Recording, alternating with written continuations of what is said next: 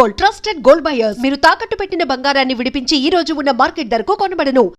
First time ఒక సినిమాకి మనిషి ఇంత నవ్వొచ్చా, ఇంత ఆనందపడొచ్చా అని నాకు తెలియజేసిన సినిమా క్షేమంగా వెళ్ళి లాభంగా రండి. థ్యాంక్ యూ అండి, థ్యాంక్ యూ వెరీ మచ్. అలాంటి ఆ సినిమాని తీసిన ఆ డైరెక్టర్తో ఈరోజు ఎదురుగా కూర్చొని ఉండడం చాలా అదృష్టంగా భావిస్తున్నాను. అయ్యో, సార్, మీ జర్నీ మొత్తం అంటే చాలా కష్టపడిన తర్వాత మీరు డైరెక్టర్ అయ్యారు. అవునండి, క్షేమంగా వెళ్ళి లాభంగా రండి మొదటి మూవీ. దానికంటే ముందు మీకు ఒక పెద్ద జర్నీ ఉంది. అవును సార్. సో మనం ముందు క్షేమంగా వెళ్ళి లాభంగా రండి గురించి మాట్లాడుకున్న తర్వాత మీ జర్నీకి వెళ్దాం. అలాగే అలాగే. 2000 సంవత్సరం ఫిబ్రవరి ఆ సినిమా రిలీజ్ అయింది. అసలు యాక్చువల్గా అప్పట్లో ఈ ట్రెండ్ లేదు సార్. అంటే ఇంతమంది హీరోలను పెట్టి అవునండి, ఇన్ని పేర్స్ని పెట్టి ఒక ఫ్యామిలీ బ్యాక్డ్రాప్లో సినిమా చేయడం అనేది ఈ పేరు లేదు. అసలు ఎలా క్షేమంగా వెళ్ళి లాభంగా రండి ఆన్ బోర్డ్ అయింది, ఆ ఆలోచన ఎలా వచ్చింది, ఎలా కార్యరూపం అయింది అది? సార్ నేను యాక్చువల్గా ఎడిటర్ మోహన్ గారి దగ్గర కో డైరెక్టర్గా బావబామర్దికి జాయిన్ అయ్యానండి. సార్ ఈ క్రెడిట్ అంతా ఈ ఆర్టిస్టులను ఎన్నుకోవటం, కథ ఎన్నుకోవటం, కథ రెడీ చేయటం అంతా మోహన్ గారి క్రెడిట్, నాదేం లేదండి. నేను డైరెక్షన్ మాత్రం నేను చేశాను. బట్ ఎలా అంటే సార్, ఆయన సబ్జెక్ట్కి కోసం హీరో కానీ హీరోల గురించి సబ్జెక్ట్ చేయడండి. ఆయన ఓకే. ఫలానా హీరోకి సబ్జెక్ట్ చేయమంటే ఆయన చేయరు. సబ్జెక్ట్ చేసుకుని హీరోల కోసం వెళ్ళే మనిషి ఆయన. అందరికీ తెలుసున్న మ్యాటర్ అది. ఈ దానికి ఈ మూడిట్లకి వీళ్ళైతే బాగుంటారు అని డిసైడ్ చేసింది మాత్రం ఆయనేనండి. ఓకే. ఏమండి, ఆ రోజుల్లో వీళ్ళ ముగ్గురు హీరోలుగా చేయటం అనేది రాజేంద్ర ప్రసాద్ గారు, శ్రీకాంత్ గారు, బ్రహ్మానందం గారు చేయటం అనేది అంటే మోహన్ గారి మీద ఒక నమ్మకం. సారీ సార్, ఇక్కడ చిన్న ఇంటరప్ట్.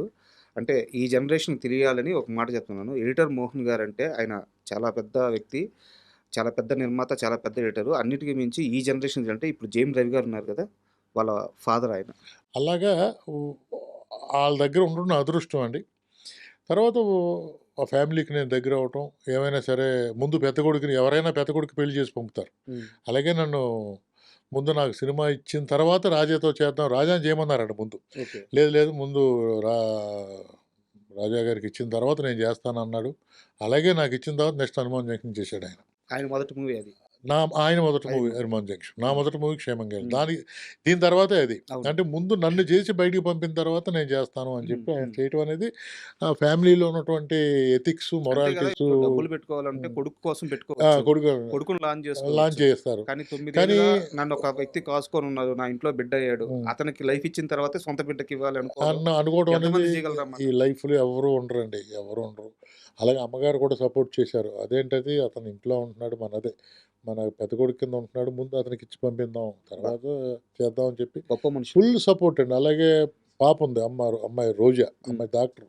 మొత్తం ఫ్యామిలీ మెంబర్స్ అందరూ ఓటేసి ముందు రాజాని డైరెక్షన్ చేద్దాం, తర్వాత మోహన్ గారి అబ్బాయి రాజా చేస్తాడు అన్న సంకల్పంతోనే నాకు డైరెక్షన్ ఇవ్వడం కారణం అండి. ఓకే. అలా అప్పటికి మోహన్ గారు సూపర్ డూపర్ హిట్లు చేస్తున్నారు కాబట్టి ఏ హీరోని అడిగినా మోహన్ గారు చూసుకుంటారులే అనుకునేవారండి.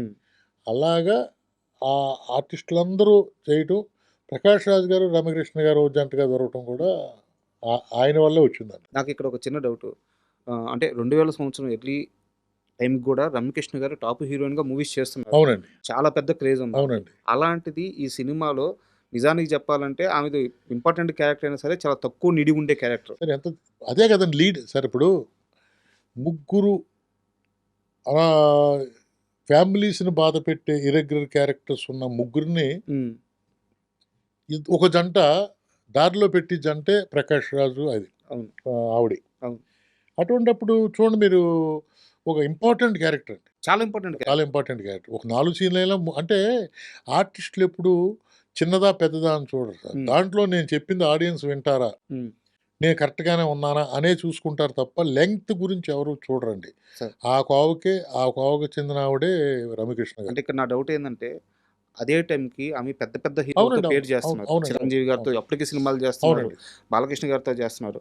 అలాంటి టైంలో ప్రకాష్ రాజ్ గారి భార్యగా పేరుగా చేయమని మీరు అడిగినప్పుడు ఆమె రియాక్షన్ ఏంటి? ఆవిడ హ్యాపీగా, అంటే సినిమా చూపించామంట, ముందు సినిమా చూడమ్మా అని చెప్పి చూపించారు. ఓకే. చూపించిన తర్వాత ఆ క్యారెక్టర్ చూసి దీంట్లో నేను ఏం చేయాలని అడిగింది ఆవిడ. మనం ఆ క్యారెక్టర్ చేయాలంటే నేను చేస్తానన్నారు. ఏం నో ఇది. ఓకే. కానీ మోహన్ గారు చేస్తే క్యారెక్టర్లో దానికంటే డెప్త్గా చేశారు క్యారెక్టర్ ఆయన. కొన్ని సీన్స్ అంటే మీకు ఒక ఇంట్లో ఒక బ్రాహ్మిన్స్ ఇంట్లో ఒక పెద్ద ఆవిడ ఎలా బిహేవ్ చేస్తారో ఆ క్యారెక్టరైజేషన్ మోహన్ గారే తీసుకొచ్చారు. అది ఇలా చేయాలి అనుకుని అలాగా నాకు ఒక స్క్రిప్ట్ చెప్పడం, ఆ స్క్రిప్ట్ని నేను తూచా చెప్పకుండా ఎలా చేస్తే బెటర్గా ఉంటుందని చెప్పి చేసుకుని వెళ్ళటం జరిగింది సార్. క్షేమంగా వెళ్ళి లాభంగా రండి అనే సినిమా ఆ మాట విన్నా, అది చూసిన ఫస్ట్ గుర్తొచ్చేది బ్రహ్మానందం గారు, కోవై సరళ గారు. అవునండి. వాళ్ళ పేరు చేసిన ఆ కామెడీ అసలు ఆ సినిమా మొత్తాన్ని అద్భుతంగా నిలబెట్టింది. ఆ సీక్వెన్స్ అంతా. సో ఎలా సెట్ అయింది వాళ్ళిద్దరిది? అంటే ఎలా సెట్ అవుట్ అంటే సార్, ఇప్పుడు ఈ వడివే గారు చేశారండి దాంట్లో సార్, కోవై సరళ గారు చేశారు సార్. ఇక్కడ కోవై సరళ గారు ఓకే, ఎవరైతే బాగుంటారు అన్న దాంట్లో బ్రహ్మానందం గారు అయితేనే బాగుంటారు అని ఒక నిర్ధారణకు వచ్చి బ్రహ్మానందం గారి సినిమా చూపిస్తే అంత ఇంట్రెస్ట్ చూపలేదు ఆయన. ఓకే. అంటే దానికి నేను ఎడిట్ అయిపోతానేమో, నేను చేస్తాను అన్న ఉద్దేశంతో ఆయన సినిమా చూశారు. కానీ ఒరే ఇంకా మళ్ళీ నన్ను ఒరే అంటాడు ఆయన, ఆ సినిమా నాకు చూపించొద్దు, ఇంకా నేను చూడను, అయిపోయింది, నాకు అర్థమైంది క్యారెక్టర్ అని చెప్పి ఆయన సొంత మైండ్ తోటి చెప్పినట్టుగా చేశారండి ఆయన. ఓకే. అవునండి. అందువల్ల ఆ క్యారెక్టర్ అంత పడటానికి కారణం. ఇక్కడ నాకు ఒక చిన్న డౌట్. కోవై సరళ గారు బ్రహ్మానందం గారిని అన్న అంటారు. అవునండి. వాళ్ళిద్దరు అన్నా చెల్లెళ్ళని పిలుచుకునేవారు. ఈ సినిమాకి ముందు కూడా వాళ్ళు అలాగే ఉండేవారు. వాళ్ళిద్దరి మధ్య ఇంత కెమిస్ట్రీ, ఇంత అల్లరి పెట్టి భార్యాభర్తలుగా చూపిస్తే వర్కౌట్ అవుద్దా కాదన్న భయమే లేదా? ఎందుకు సార్, అది ఆర్టిస్టులు అన్న చెల్లమ్మ ఇవన్నీ కూడా సెట్లో జరిగాయండి, బయటికి తెలియదు. రామారావు గారు సావిత్రి గారితో అన్ని వేషాలు వేశారు కదా సార్. సిస్టర్ బ్రదర్ క్యారెక్టర్ చేశారు, వైఫ్ క్యారెక్టర్ చేశారు. అది ఆర్టిస్టు క్యారెక్టర్లో ఇమిడితే అదేమి తెలియదండి, అవేమి తెలియవు అసలు. అది అండ్ ముఖ్యంగా సినిమాలో కోవై సరళ గారు ఇచ్చే చిన్న చిన్న ఎక్స్ప్రెషన్స్ ఉంటాయి. అవునండి.